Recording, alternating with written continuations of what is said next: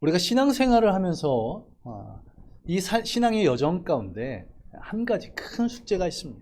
그것이 무엇이냐면 하나님의 사랑, 하나님의 은혜를 어떻게 직접 경험하면서 살아가는가. 이것이 우리에게 큰 숙제입니다. 하나님이 우리를 사랑하시고 우리에게 은혜를 부어주셨다. 이것은 이 자리에 있는 모든 분들이 다 머리로는 알고 계실 것입니다. 그런데 여러분들에게 언제 그 사랑을 경험하셨습니까? 언제 그 은혜를 체험하셨습니까? 이렇게 질문을 한다면 여러분은 어떻게 대답하시겠습니까? 이 대답이 어렵게 느껴지시는 분이 분명 있으실 것입니다. 어떤 기독교 단체에서 기독교인들, 그리스도인들에게 설문조사를 했답니다. 그런데 그 결과에 의하면 이 그리스도인 10명 가운데 단 2명만이 하나님의 사랑, 하나님의 은혜를 체험하며 살아가고 있다고 그렇게 대답했다고 합니다. 그리스도인 가운데 겨우 20%만이 신앙생활 가운데 감격과 감동 가운데 살아가고 있다는 겁니다. 나머지 8명은 무엇입니까? 교회는 출석하지만 마당은 밟지만 하나님의 은혜와 사랑을 온전히 체험하고 있지 못한 그냥 그저 그런 종교 생활을 하고 있다. 그렇게 이 단체는 발표했다고 합니다. 이 자리에 계신 성도님들은 어떠십니까? 지금도 살아 역사하시는 하나님, 그 은혜, 그 사랑 가운데 날마다 감격과 감동을 경험하고 계십니까? 아침에 눈을 뜨면 감사가 절로 나고 찬양을 드리면 기쁨이 충만하고 말씀을 읽거나 묵상하면 그 말씀이 한자 한자 내 마음판에 새겨져서 말씀대로 살아가는 그런 역사가 우리의 삶 가운데 얼마나 일어났냐는 그런 질문입니다. 그런 은혜 가운데 계신 분들이 이 자리에 있을 것입니다. 그런 그 은혜 가운데 거하시는 분들은 오늘 이 예배를 통해서 다시 한번 그 은혜와 사랑을 누리시기 바랍니다. 그리고 이제까지 그런 사랑, 그런 은혜를 잘 경험하지 못했다 하시는 그런 분들은 오늘 이 예배를 통해서 그 사랑과 그 은혜를 경험하고 이제는 주님의 사랑, 주님의 은혜 가운데 거하는 그런 삶을 살아가시기를 간절히 소망합니다. 자, 이제 저와 여러분이 하나님의 사랑, 하나님의 은혜를 날마다 경험하도록 하기 위해서 하나님께서 사도 바울을 통해서 주신 말씀, 오늘 본문 말씀을 보다 자세히 살펴보며 은혜를 나누겠습니다. 자, 오늘 본문을 보시면 1절에서 7절, 에베소 2장 1절에서 7절까지 말씀인데 이 말씀을 크게 두 부분으로 나눌 수 있습니다. 1절에서 3절과 4절에서 7절. 1절에서 3절은 어떤 내용입니까? 구원받기 전에 나의 모습, 우리의 상태. 자, 이 구원받기 전에 우리의 상태를 바울은 1절에서 한마디로 표현하고 있습니다. 무엇입니까? 죽어있는 상태라고 그렇게 표현하고 있습니다. 지금 에베소라는 것은 에베소에 있는 그리스도인들에게 쓴 편지입니다. 에베소는 어떤 도시였습니까? 에베소는 항구 도시로 동과 서를 연결하는 교통의 요지였습니다. 자, 동과 서를 연결하다 보니 교통의 요지다 보니 어떻습니까? 매우 번영을 이루었습니다. 거기에 소아시아 지방의 정치, 경제, 종교적으로도 아주 중요한 그런 도시였습니다. 자, 특별히 종교적인 부분에서 또 큰 영향을 미쳤었는데 항구에 있기 때문에 어떻습니까? 또한 동서가 연결되기 때문에 어떻습니까? 풍요를 원하는 그런 제사의식이 그 종교에 아주 색채에 아주 깊이 박혀 있었는데, 자, 그러다 보니까 그 제사의식 가운데 폭식과 어떤 음행이 함께 따랐습니다. 자, 우상 숭배하는 것 자체도 문제였지만 그 우상을 섬기는 과정 가운데 있는 제사의식이 이러다 보니까 도덕적으로 윤리적으로 아주 문제가 있었던 곳이 바로 이 에베소였습니다. 더군다나 이 우상을 섬기는데 신상을 작게 만들어서 개인적으로 소장하면서 자신에게만 축복을 원하는, 번영하다 보니까 물질적인 부분을 굉장히 강조하게 되는 겁니다. 그러다 보니 이 물질을 나에게만 달라고 하는 그런 종교적 이기주의가 가득한 도시가 바로 이 에베소였습니다. 자, 물질적으로 번영을 누렸지만 그 가운데 음란, 부도덕, 이기심이 가득한 그런 죄와 허물이 가득한 곳이 바로 이 에베소였다는 겁니다. 자, 바울이 지금 에베소 교회 성도들에게 너희가 과거 죄와 허물로 죽었다 이렇게 말할 수 있는 것이 바로 이러한 배경을 가진 그런 삶을 살았기 때문에 그렇습니다. 자, 조금 더 범위를 확대해 보면 예수 믿지 않는 사람들, 구원받지 못한 사람들의 결과가 무엇입니까? 심판입니다. 지옥 가는 것입니다. 그들은 죽었다고 해도 다를 바 없는 그런 세상 사람들은 어떻습니까? 똑똑하고 능력 있는 사람들이 얼마나 많습니까? 이쁘고 잘생긴 사람들 엄청 많이 있습니다. 그런데 그런 사람들을 향해서 어떻게 말씀하고 있습니까? 죽었다. 물론 여기서 죽었다는 표현은 육체적인 죽음이 아닌 영적인 죽음을 말하는 것이죠. 자, 이런 영적인 죽음에 대해서 2절과 3절에서 좀 구체적으로도 말씀하고 있는데요. 자, 영적으로 죽어 있는 자, 그런 사람은 어떤 삶을 산다고 말하고 있습니까? 먼저 세상 풍조를 따른다고. 잠시면 지나갈 이 세상의 가치에 마음을 두고 살아가는 것입니다.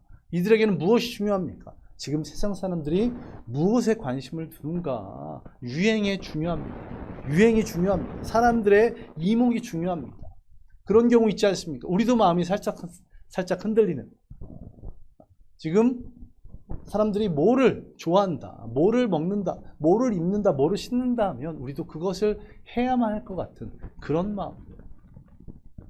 자, 남이 나를 어떻게 보는가에 대해서 늘 신경을 씁니다. 그러다 보니까 물질, 학벌, 외모, 직업 이런 것들이 굉장히 나에게 중요하게 다가오는 겁니다. 영적으로 죽어있는 자들의 삶이 바로 이러한 삶, 세상 풍조를 따르는 삶이라고 성경은 말씀하고 있습니다. 돈을 제일로 여기는, 권력을 탐하고 외형적인 것을 추구하는 그런 것. 그런데 이 모든 것은 무엇입니까? 죽으면 다 다 사라질 것. 잠시 세상을 살다가 죽으면 다 사라질 것. 그것을 쫓고 살아가고 있다는 것입니다. 세상 풍조를 따르는 것. 그리고 다음으로 영적으로 죽어있는 자들은 또 무엇을 따랐다고 말씀하고 있습니다. 공중권세 잡은 자. 공중권세 잡은 자. 오늘 본문에서는 이 공중권세 잡은 자를 불순종의 아들들 가운데 역사하는 영이라고. 하나님 믿지 않는 자들의 가운데 역사하는 영. 무엇입니까? 사탄, 마귀. 이런 자들이 영적으로 죽어있는 자들이라고 말씀하고 있습니다. 이제 3절을 보시면 이 영적으로 죽어있는 자들이 또 어떻게 행하고 있습니까? 육체의 욕심을 따랐다고. 자, 육체의 욕심을 따랐다는 것은 무엇입니까? 자기 마음대로, 육체가 원하는 대로 했다는 것입니다. 욕심에 사로잡혀서 자기 기분대로 사는 것. 자, 육체의 욕심에 사로잡혀서 그냥 자신의 뜻과 행동대로 살았다는 것입니다. 저런 육체의 욕심에 대해서 갈라디아서 5장 16절에서 21절까지 보시면 아주 자세히 말씀하고 있습니다. 자, 육체의 욕심에서 따라가는 자, 그런 사람의 마지막에 대해서 이 갈라디아서 5장에서는 아주 자세히 설명하고 있는데, 이 가운데 갈라디아서 5장 19절에서 21절 말씀, 우리 자막을 보면서 우리 함께 한 목소리로 읽어보겠습니다. 우리 한 목소리로 읽겠습니다. 시작. 육체의 일은 분명하니부터 시작해야 되는데 저기 있는 대로 그냥 읽겠습니다. 우상 숭배와 주술과 원수 맺는 것과 분쟁과 시기와 분냄과 당짓는 것과 분열함과 이단과 투기와 술 취함과 방탕함과 또 그와 같은 것들이라. 전에 너희에게 경계한 것 같이 경계하노니 이런 일을 하는 자들은 하나님의 나라를 유업으로 받지 못할 것이요. 자, 육체의 욕심에 따라 사는 사람, 자기 마음대로 자기 뜻대로 사는 사람들을, 그들의 마지막은 무엇이라고요? 하나님의 나라를 유업으로 받지 못할 것이요. 천국 소망을 품지 못할 것이라고. 천국 소망을 품지 못했다는 것은 구원받지 못했다는 것, 하나님의 자녀가 되지 못한다는 것입니다. 자, 결국 지옥으로 갈 수밖에 없는, 다시 처음으로 들어가서 그래서 죽었다고, 그렇게 사도 바울은 표현하고 있는 겁니다. 다시 오늘 본문으로 돌아가서, 자, 지금까지 말씀드린 것을 종합하면 이것이 아주 순서대로 연결되는 것을 볼 수가 있는데요. 자, 하나님을 떠난 자들, 믿지 않는 자들이 죄의 지배를 받기 시작합니다. 자, 그러다 보니 세상 풍속을 따르는 자가 되었습니다. 죄와 세상을 따르다 보니 자기도 모르게 마귀의 종노릇을 하고 있는 겁니다. 그리고 마귀가 그들의 마음을 지배하니 육체의 욕심대로 살아가고 그렇게 육체의 욕심대로 살아가니 천국을 소망을 품지 못하고 하나님의 자녀 되지 못하고 죽어 있는 것, 바로 그것을 말씀하고 있습니다. 자,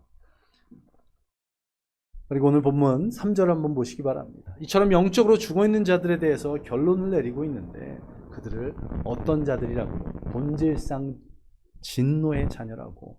자, 본질상 이것은 무엇이냐면 쉽게 표현하면 태어나면서부터 진노의 자녀라고. 자, 인간은 모두 어떻습니까? 이 땅에 태어나면서부터 죄를 갖고 태어났습니다. 그래서 태어나면서부터 진노의 자녀라고 말씀합니다. 하나님의 심판을 받기 마땅한 것, 태어나는 것 자체로도 하나님의 심판을 받기 마땅한 자들이라는 것이 바로 인간들이라는 겁니다. 그런데 하나님께서는 오늘 본문을 통해서 어떻게 말씀하십니까? 그냥 본질상 진노의 자녀로 끝! 이것이 아니라는 겁니다. 본질상 진노의 자녀라는 것으로 끝났다면 우리에게는 소망이 없는 겁니다. 그러나 하나님께서는 우리를 본질상 진노의 자녀로, 태어나면서부터 진노의 자녀였지만 그냥 두지 않으셨습니다. 우리에게 사랑과 은혜를 베푸셨다고 말씀하고 있습니다. 이제 4절을 보시기 바랍니다.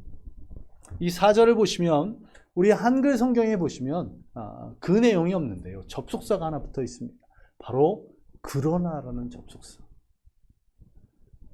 헬라어 성경을 보면 그러나 하나님이 이렇게 시작하고 있는데요. 이것이 얼마나 귀한 것인지 모르겠습니다. 자, 여기서 그러나 4절 첫 마디가 그러나로 시작됐다는 것은 무엇입니까? 1절에서의 3절의 내용과 4절 이하의 내용이 같다는 것이 아니라 반대다. 대조를 이루고 있다는 그런 내용입니다. 얼마나 감사한지 모르겠습니다. 이게 계속 이어지는 같은 내용이면 어떻습니까? 우리가 심판받아서 죄로 말미암아서 죽었다로 결론을 끝날 것인데 대조를 이루고 있다는 것. 자, 영적으로 허물과 죄로 죽었는데 본질상 하나님의 진노의 대상이었는데 세상을 쫓아 살다가 육심의 욕심대로 살다가 마귀의 종으로 살다가 영원히 죽을 수밖에 없었는데 그러나 하나님께서 어떻게 하셨다고요? 우리에게 사랑과 은혜를 베푸셨다고. 왜 이러한 사랑과 은혜를 베푸셨을까요? 4절을 보시기 바랍니다. 긍휼이 풍성하신 하나님이 우리를 사랑하신 그 큰 사랑을 인하여 긍휼이 풍성하셨기에 사랑이 가득하셨기에 은혜가 넘치셨기에 우리에게 이 사랑과 은혜를 베푸셨다는 것입니다. 죄와 허물로 죽을 수밖에 없는 우리에게 그래서 하나님이 아닌 그러나의 하나님이 오신 것이 얼마나 감사한지 모르겠습니다. 그러나 하나님께서 이 말씀이 얼마나 큰 사랑, 얼마나 큰 은혜입니까? 그래서 하나님이라고 되었다면 지금 이 자리, 이 은혜의 자리에 앉을 수 있는 분은 한 분도 없었을 것입니다. 죄와 허물로 죽을 수밖에 없는 우리, 그래서의 하나님이라면 그래서 심판하셨습니다. 그래서 지옥으로 보내주셨습니다. 이런 결과일 것입니다. 그런데 그러나 하나님이 사랑과 은혜를 베풀어 주신 것입니다. 그 큰 사랑, 그 긍휼하심, 그 은혜로 말미암아 우리에게 구원을 허락하시는데 5절을 보시기 바랍니다. 허물로 죽은 우리를 그리스도와 함께 살리셨다.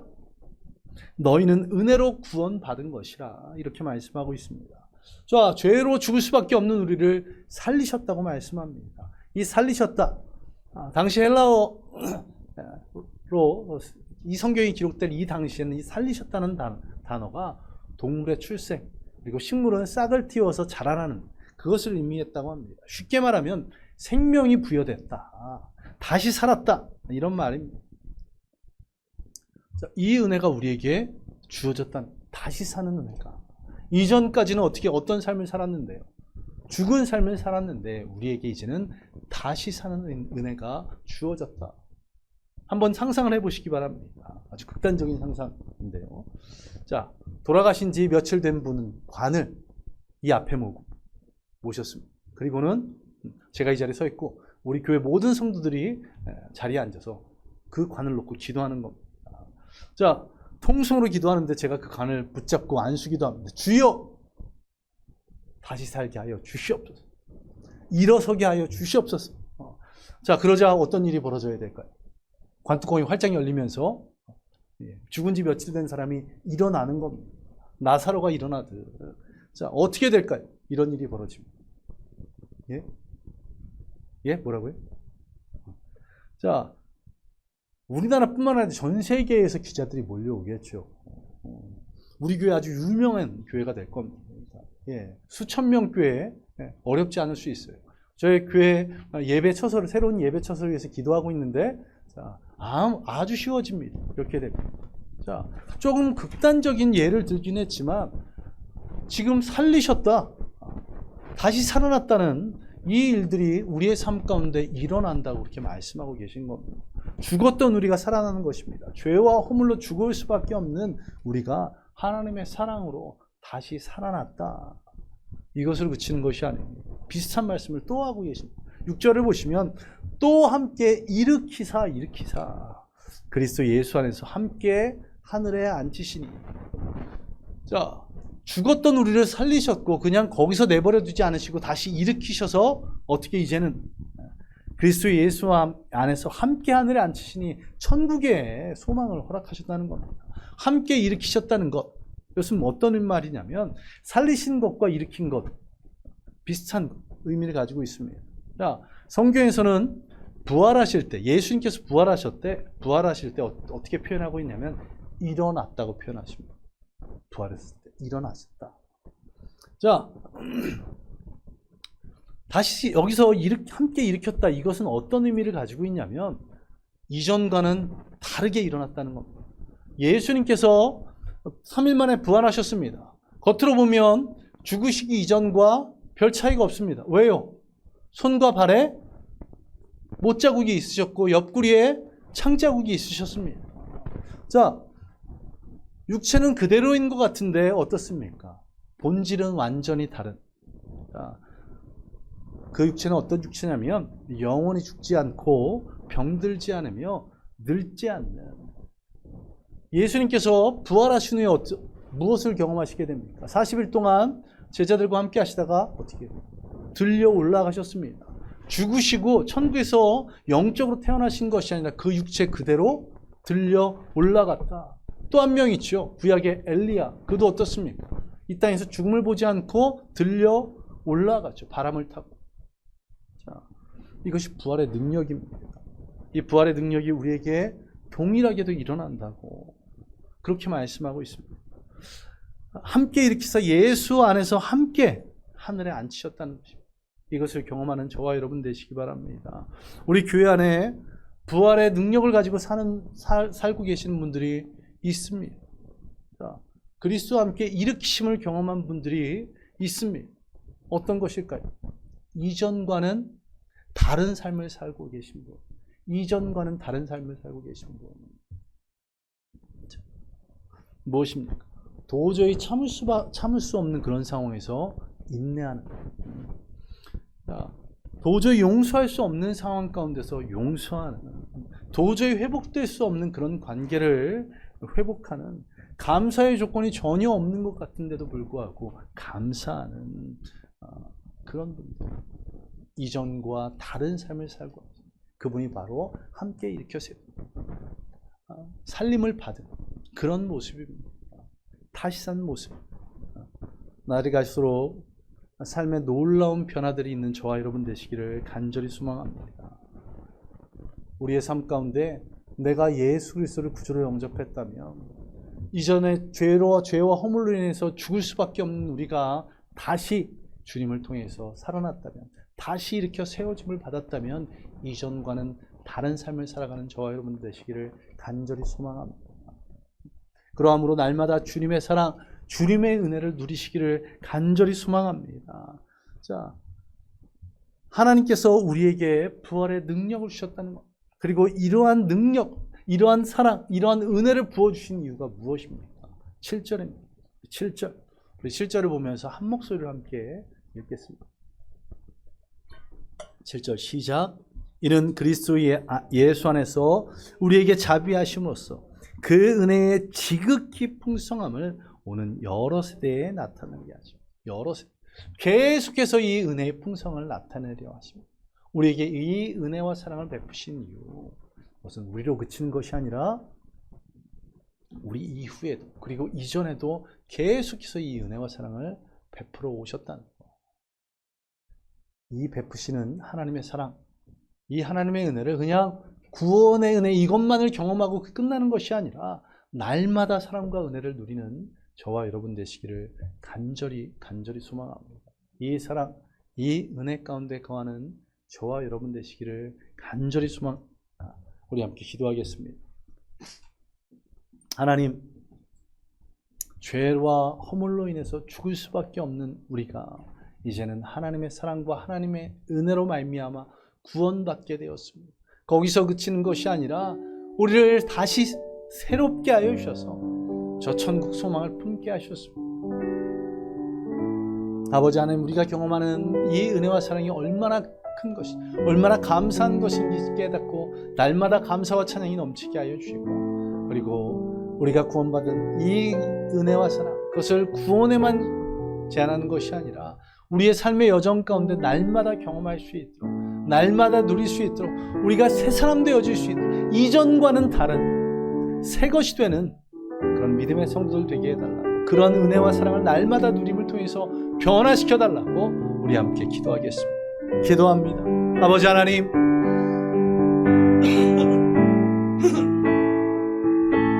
우리가 주님을 구주로 영접하기 전 내가 내 뜻과 내 생각대로 살았던, 영적으로 죽었던, 죄와 허물로 인해서 죽을 수밖에 없었던 그때 주님 나를 창세전부터 택하여 주셔서 은혜와 사랑으로 구원하셨습니다. 이제는 하나님의 자녀가 되었습니다.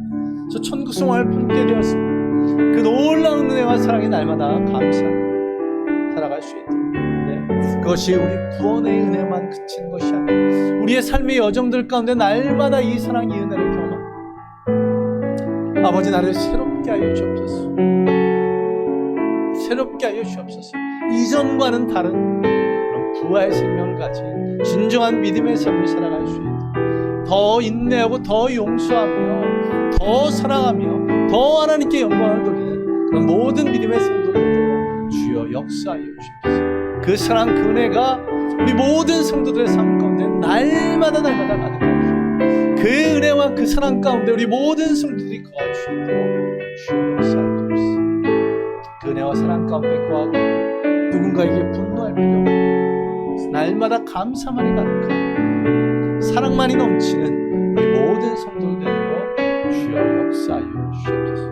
그 사랑, 그 은혜 날마다 경험하도록 인도하심을 믿으며 이 모든 것 예수님 이름으로 기도드리옵나이다. 아멘. 아버지 하나님, 감사드립니다. 오늘도 주님께서 이 귀한 말씀을 통해서 우리에게 은혜를 부어주시니 감사드립니다. 죄와 허물로 인해서 죽을 수밖에 없는 우리들을 창세전부터 택하여 주셔서 그 사랑과 그 은혜로 말미암아 구원하여 주셨고, 또한 천국 소망을 허락하셨습니다. 아버지, 이제 우리가 그 사랑, 그 은혜를 구원받은 것으로만 그치지 않고 날마다 경험할 수 있도록, 그 은혜와 그 사랑을 날마다 경험함을 통해서 이전과 다른 새 사람을 입을 수 있도록 주님 역사하여 주옵소서. 우리의 삶의 모습들이 변화되기를 소망합니다. 아버지 하나님의 그 사랑과 은혜로 말미암아 기쁨과 즐거움이 가득하고 평안이 넘치는 귀한 믿음의 삶을 살아갈 수 있도록 주님 역사하여 주시고, 이전과 다른 진정한 그리스도인의 삶을 살아가는 우리 모든 성도들, 그렇게 주님 사랑과 은혜를 허락하여 주시옵소서. 이 한 주간 동안 주님의 그 놀라운 은혜와 사랑을 누릴 수 있도록 인도하심을 믿습니다. 주님, 드려진 예물 드린 손길들이 있습니다. 그 손길마다 축복하여 주시고, 그 드려진 예물들이 하나님 나라에 귀하게 쓰임받도록 주님 역사하여 주시옵소서. 이 한 주간도 주님의 사랑과 주님의 은혜 가운데 거하는 한 주간이 될 줄 믿으며 예수님 이름으로 기도드렸습니다. 아멘. 이제는 우리 주 예수 그리스도의 은혜와 무한하신 하나님의 사랑하심과 성령님의 함께하심과 충만하심이 오늘 주님의 말씀대로 주님의 사랑과 은혜 안에 거하기로 작정한 모든 성도들 머리 위에 임하기를 예수 그리스도의 이름으로 간절히 축원하옵나이다. 아멘.